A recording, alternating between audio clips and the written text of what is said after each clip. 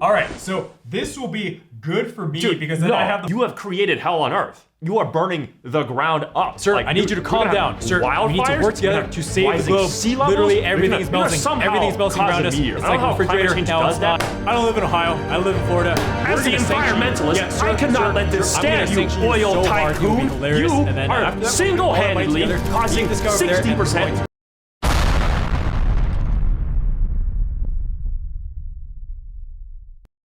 We live in this one Earth, and we're gonna hella pollute it and also try to save it in this game. One Earth is about managing a country, trying to be the richest while also making sure the Earth doesn't blow up from too much of everyone's emissions. While a tableau builder at its core to buy projects for your country, there's tons of negotiation through UN cards you'll vote on, and sometimes you'll even gang up to sanction whoever's emitting out the most farts. Carbon. We're primarily going to be talking about the advanced mode during our analysis, with some more thoughts on the standard mode at the scoring, because our audience is probably more up for the advanced mode. Anyways, let's get to it. How to be part of this one Earth. Goal of the game is to get the most victory points come game end, which will be made up mostly of the value of your nation's prosperity, which you get by buying cards to permanently increase it. You also get more points end game the more different types of cards you buy. To trigger the game end in a 4-player game, that happens when any player hits 20 prosperity. Then you finish up the round, then tally up points. Sounds simple, but this is the one Earth we're playing on, so if it gets too polluted, the game can end and no one will win. See, when you buy some projects like a coal factory, it's gonna boost your emissions by a butt ton, but also global emissions, which is everyone's emissions added up. If that global emissions hits 30 or more, the Earth blows up. Yep, the game ends immediately and pretty much everyone loses, except for the person with the lowest emissions. One other way to trigger this pretty much everyone loses state is that if you can't draw any more of these danger cards. These are things you gotta flip and resolve if global emissions are in the red. To get super rich and not blow up the Earth, all you do on your turn is 2 things. First, you get your income, which is your prosperity level. Then, buy things. You can buy up to 2 projects and then one from each of these other decks we'll explain in a bit. When you buy a project, just pay the cost, then put it in front of you, then change your player prosperity and emissions properly. Then remember to do your part for the environment and increase the global emissions. Besides projects, you can get these climate policies, which is literally just paying a bunch of money and going like, hey, I'm the good guy, okay? And reducing your emissions by an amount, which also decreases global emissions. These technology cards you can also buy are a bit more special, where you can use them twice to modify 2 projects. They just have to be played on projects already built. Doesn't have to be your project either, you can play it in front of your opponent if you want. So some doubling of my windmill output here, and then 1 doubling of your windmill here. Wait, why would you ever play technology on someone else? Cause you can trade money freely during your turn, so you can make tons of deals. That's the bare basics. We'll get into more stuff like asymmetry or sanctions or the UN resolutions later on. Just know that you buy things on your turn and try to have the highest prosperity while also being careful about your emissions and global emissions. Now for the pros of One Earth, starting with how vibrant this game looks. There's colorful vector art everywhere, with the colors just making sense for the vibe this game is going for. Anything remotely related to alternative energy is a light blue. Happy color. While the fossil fuel related stuff is reddish and dark. Maybe you shouldn't get those. Cards are generally easy to read, with especially the symbols everywhere making sense. Emissions? Yep, that's a smokestack factory looking thing. Then there's some little tidbits on every single project for educational purposes. Definitely cement the pursuit of green energy idea. And then the upgradable symbol here after the project's name is really useful to see. Plus the card quality on what we've been told is natural cards is fantastic. And you got some chunky wooden pieces for prosperity. The money counters ranging from 1 to 10 is super easy to use and feel great in the hand. Learning the game is generally good, where the rulebook flows well, with diagrams everywhere, and great use of colors to divide up ideas. The game is made easier to learn with a standard mode that forgoes quite a bit of things. As said before, we're focusing on the advanced mode here, but still super nice that this basic mode exists for family and friends, and or for educational purposes. Okay, now for gameplay pros, and we'll start with how One Earth has a nice balance between having your nation have high prosperity, while also trying to keep your emissions rather low. See, everyone wants to be super rich. Your prosperity is your income every turn. But by buying certain projects with high emissions or by disregarding the technology decks or the climate policy decks to keep your emissions low, you can get punished. Punished? Well, remember these cards you flip at the end of the round if Earth's health is in the gutter? These will typically punish the highest emitter, while also sometimes helping the lowest emitter. To add salt to the wound of being the biggest farter, you get sanctioned for being that while global emissions is above 21. As such, buying in One Earth is a nice trade-off between going for really big jumps in prosperity and risking the emission fallout, or playing slower and safer. Maybe trying to buy up low emission projects or zero emission projects, and then upgrading them through technology. Once comfortable with the cards, you'll know that, oh, I can play safe by buying a windmill early, then gobbling up a tech that doubles its output. And then when I buy the next windmill, my tech will help that one. Fossil fuel related projects let you do something similar too, with carbon capture to reduce how much they emit. You're never going to ignore certain projects completely, because you're trying to get every single project category come endgame, since that's more points. You just want to time your buy of certain outputting industries, airport, make your emissions go sky high. There's really that tableau building progression, where eventually your built projects will ramp you up to double digits of prosperity, aka income a turn. But then there's only limited amounts of technologies and climate policies to buff your current projects. So do you want to grab these before the deck runs out, or do you want to just buy more projects? So that's all the core tableau building nuance of One Earth. But what makes this game really come together is the room for politics, namely how every single player is interlinked. See, you're already all bound together by the emissions on this Earth, where global emissions goes up anytime anyone buys something. But then there's this little rule that on your turn, you can exchange money however you want, which really blows the politics of this game wide open. You can pay other people to buy the green cards to prevent your lowest emission competitor from getting them, so you secure your spot as the lowest emitter. Or you can work across rounds, asking someone to just lend you 2 gold to buy that super good project and then pay them back double next turn. Or you can blackmail people by threatening to buy the last climate change card needed to make them not the highest emitter. You gotta pay me. The list of blackmail or wheel and deal is surprisingly good as you navigate between emissions, the little engines people are going for, and the limited technology and climate change cards in this game.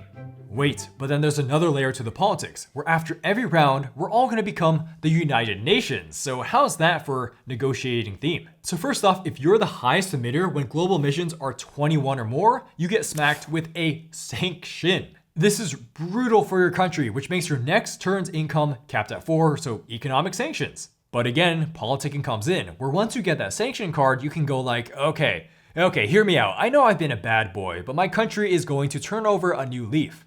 Next turn, I promise you, we're gonna spend all our money on carbon capture and reforestation. See, that's why I need heaps of cash, so I'm actually helping everyone. If you don't sanction me, don't sanction me. Then it's really up to the other players to believe that person, or ask for money next turn in favor of voting to not sanction them. The sanctions aren't even the biggest pro about the UN. This is the UN resolutions. These are cards that will affect everyone and has every single player voting on them and ramps up the politics to the extreme. If you got the first player token, you look through this deck and pick any resolution you want, ranging from everyone getting a single technology, okay, that's friendly, or penalizing everyone for the rest of the game if they're above 5 emissions, ouch. What could be even dirtier is straight up banning coal usage for the rest of the game, including deleting any coal power plants people already have. Brutal interventionist policy, eh? There's also a couple of nice wrinkles to the voting system, where if you vote yes, you can use 1 out of the 4 vote tokens that you have for the entire game. And if you pass resolutions, you get 1 point if your token is on that card. If you vote no and your resolution doesn't pass, you get 2 money. So you really can't be throwing out yes votes forever, and when you do, you may want to convince the other players to vote with you, because otherwise they might just vote no and get 2 money.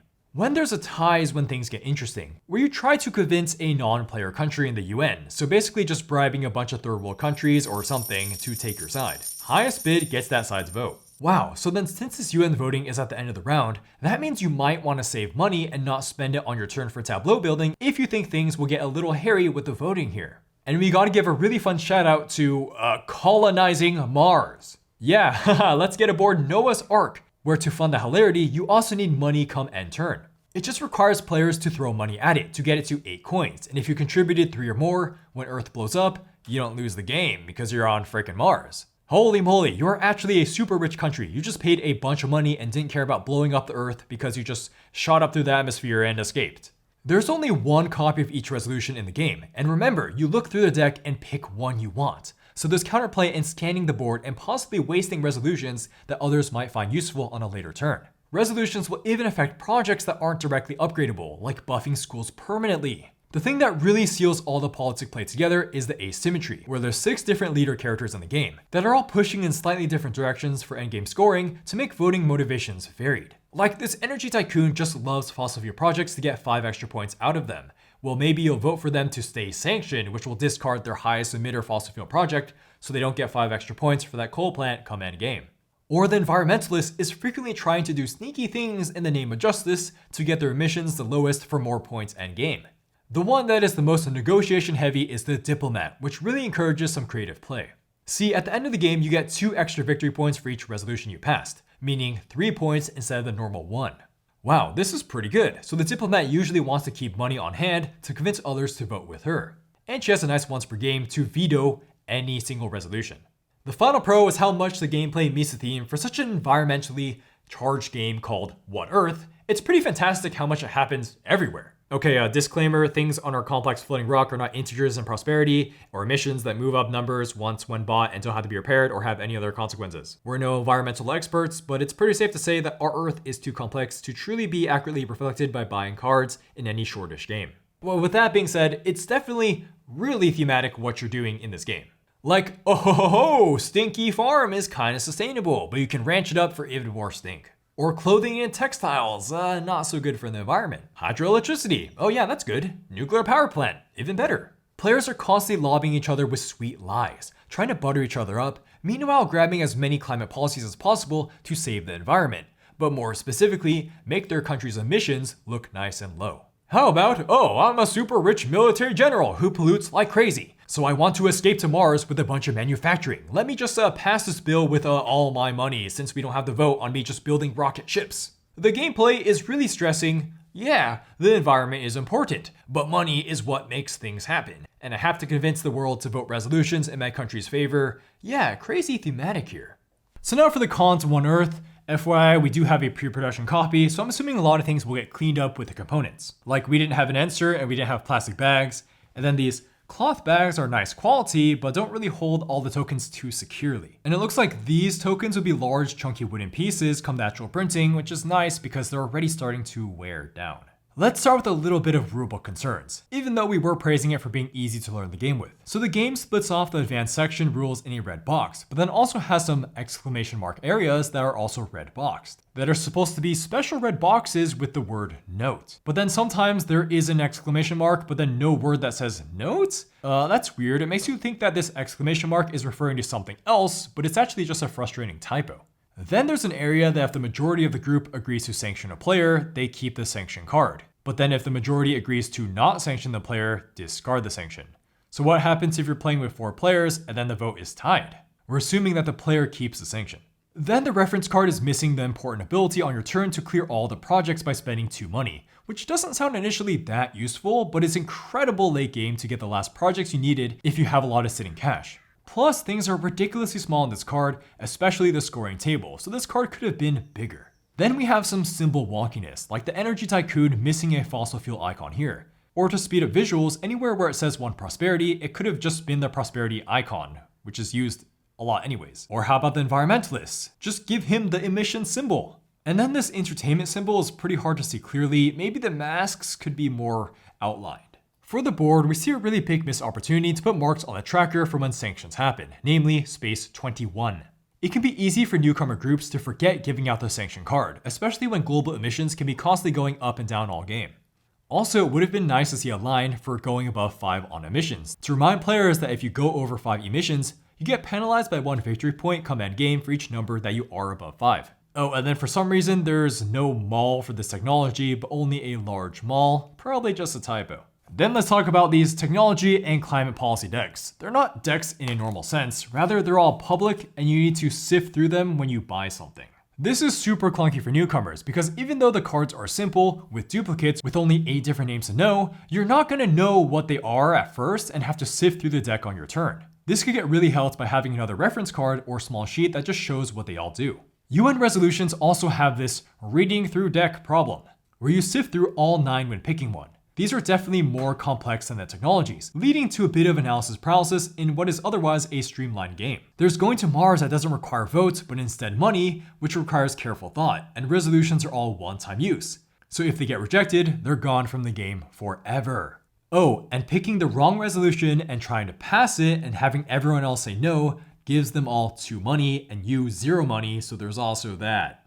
This one's a little dicey because the game wanted to give a lot of options for resolutions because you can pick any of these, so there's a lot of strategies you can pursue. But then at the same time, this is clunky and intimidating, especially for this game's otherwise simple turns. Drawing 3 or maybe even 4 resolution cards during this phase and picking one would have worked fine, especially for newcomers until they get a grasp of all the cards. Then colonizing Mars could always be an option no matter what you draw, because that card is pretty central to some strategies. Now for gameplay cons. So our first one is with this resolution called mandatory foreign aid. This is if anyone is above 14 prosperity, it forces the player with the highest prosperity to give 5 money to the player or players with the lowest prosperity.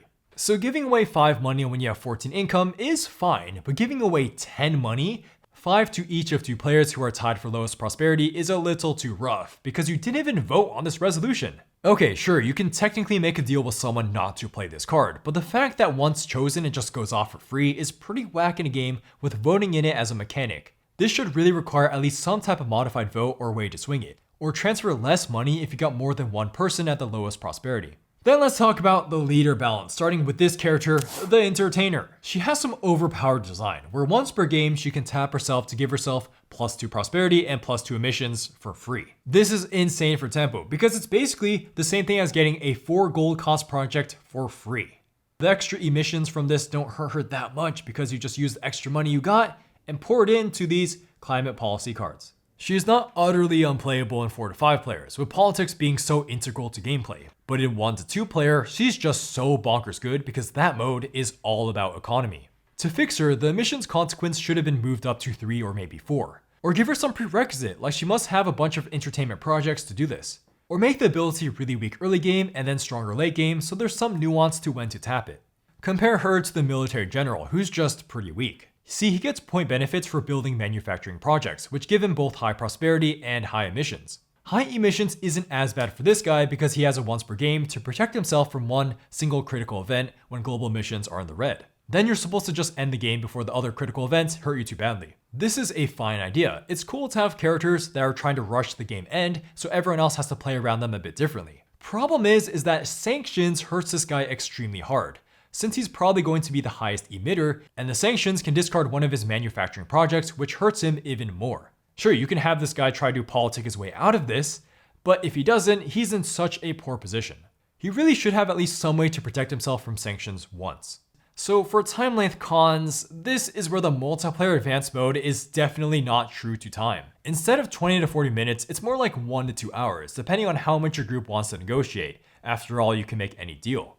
And it's not like there's a lot of rounds or turns either, it's more like from the game's systems, like the negotiation, open information on each player, and resolution deck dragging out each turn. You really don't want to make bad deals, because a little bit of money early game to get anyone's engine going is a huge swing. It's not surprising for super competitive, serious newcomer groups to take over 2.5 hours. This isn't a huge deal, just something that this game should have been more transparent about, especially because this multiplayer advanced mode is only 1 out of the 3 modes of this game. Oh, actually, the last con is the 1 to 2 player mode, which is a traditional tableau builder with 0 negotiation that is definitely a shell of the main game. You play against an NPC, kill the environment, Atama military general, who can sometimes lead the technology and climate change decks each turn. While this does do a good job of keeping players on their feet, especially since he does random emission spikes, the fact that he's randomly deleting some crucial cards at no cost to himself can really hurt certain leaders like the scientist and environmentalist. Plus, you can't play this general or the diplomat at all in this mode, and then the entertainer is just too strong in this mode, so you're really only left with 3 leaders, which puts a big damper on replayability. While this mode works to get more comfortable with the game, it's not something we would recommend buying 1 Earth for if you take gameplay more seriously. The 4 to 5 player mode is our recommendation to play this game, with the 4 players probably being more concise for time length. So now it's time for a tentative score on this upcoming game, 1 Earth, gamefound link in the description below. We're going to try to critically evaluate the aforementioned pros and cons, with a caveat of whether or not this is even a good idea in the first place. So, 1 Earth is going to get a 6 out of 10. It is tentatively above average. So as we addressed, we're primarily reviewing the advanced multiplayer mode of this game. The 1 to 2 player traditional tableau builder has some balance problems and no negotiation, and the standard mode is fine but removes the asymmetry and the resolutions, which is half the negotiation of this game. So let's talk about the negotiation again. It's really sensitive in a game like this, a tableau builder. Since helping someone's economy is permanently giving them victory points and also income for the rest of the game, early game deal making is where it's at here. If you add in the fact that you can pick any UN resolution and you want to be really loose with your deals, this game starts to get surprisingly crunchy. Sure, you can buy only 2 projects on your turn and then one of these other cards, but you're saving up money for voting or making deals to have other people play technologies on you. Maybe you just decide to jumpstart your economy and then try to go to Mars. With all that, One Earth really does have this X factor of theme meeting gameplay, with a great amount of space to negotiate with how simplistic its systems are.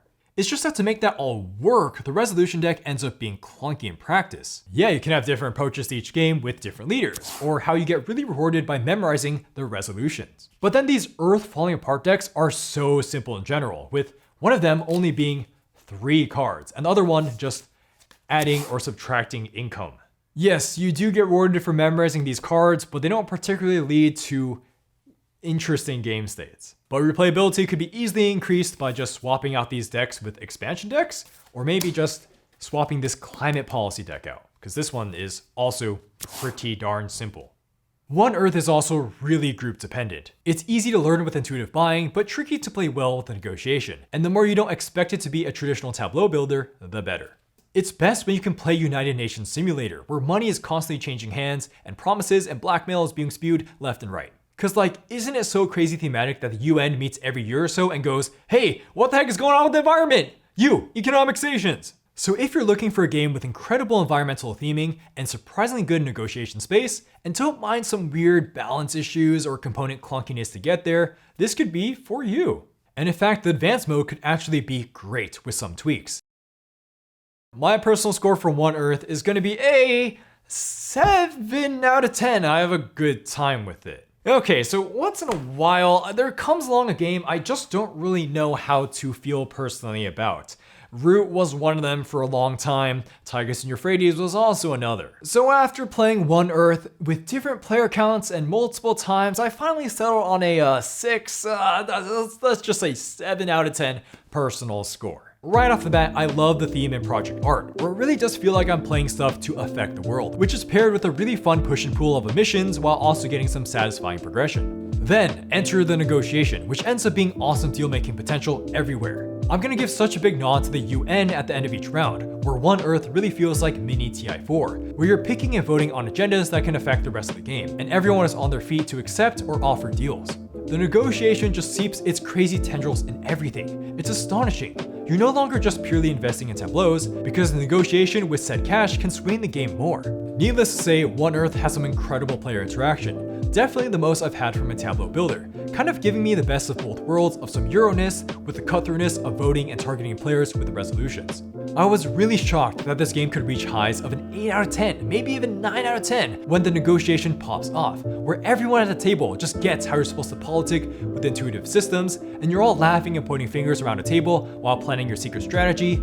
That's where board games really pop off for me, and shout out for getting my non-board gamer friends to love this game. But then, of course, that's not the whole story. One Earth seems to be missing something or mistreating some of its core mechanics to push down my personal score to almost a 6 out of 10.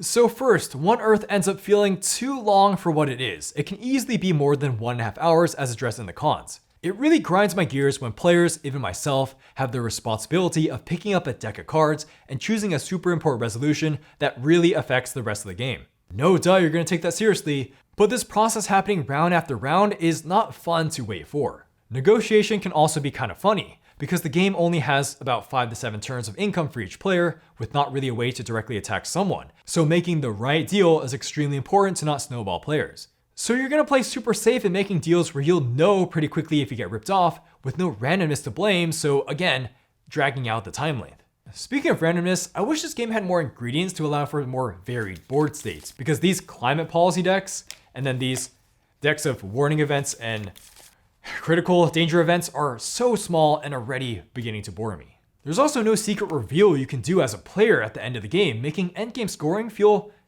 not that interesting. You're just counting up stuff in front of you, especially with perfect information on everyone's tableau. As such, the climax of this game ends up being a certain resolution voting where it's being swung to yes or no, and then you see the fallout from that, or some deal made. But then the final turns aren't that interesting, which are always the pretty basic things of buying simple projects or simple technologies. Again, this wouldn't be so disappointing if the game was 20 to 40 minutes like it says on the box, but it's not. Maybe this game wasn't meant to be taken as seriously as we are doing it, but it's 1.5 hours with some pretty legit negotiations, so I'm gonna take it fairly seriously. My feelings for this game are so weird because I love the negotiation and a really cool theme, but that this negotiation being fairly complicated blocks the game out from being a quick little neat game for my groups, and it being 1.5 to 2 hours doesn't help the systems. Really, at some point, I was super feeling this 6 out of 10 as an overall personal score, but I'm gonna give the game the benefit of the doubt and say that with certain leaders, it's a 7 out of 10 because I refuse to play the military general again. I just don't think he's fun and a good fit for how non-chaotic I like to play the game. The replayability is for sure not going to hold up for me though, and I could see this game dropping to officially a 6 out of 10 for me without some way to spice up the smaller decks of cards. I initially thought One Earth would fill this awesome void of my life, of being a very player interactive thematic filler, and I got even more negotiation and money handling nuance than predicted. But I got something that was clunky and longer than I felt it deserved, making it a game I will very infrequently bring out because it's conflicting with other, more meaty games with an actual board to negotiate over, like The Godfather. When I play this game again, I'm saying, screw it, I'm using a timer, so this game doesn't take too long, so I don't end up getting frustrated at many of the cards being fairly simple. But One Earth at its best is a hilarious UN simulator with pretty cool tableau building. So heck yeah, I will play this again, and I hope the jankiness really does get cleaned up. Yeah, thanks for watching the video. That was One Earth with some of the weirdest negotiation in a tableau builder I've ever seen. Yeah, this being sent to us did not affect scoring, and as always, thank you to all our patrons. Over here. While that's going, I'd really like to see what you think of this game. It's really interesting and pretty cool theming. Again, we're not rocket scientists, but the theming is not one-to-one with reality. And then also we got our Mad Lads cardboard over here. And yeah, thank you guys so much. That is it. Thank you guys. I said thank you like a bajillion times. Remember to like, comment, subscribe, all that stuff. Anyways, bye-bye. One Earth. Wait, we're on One Earth?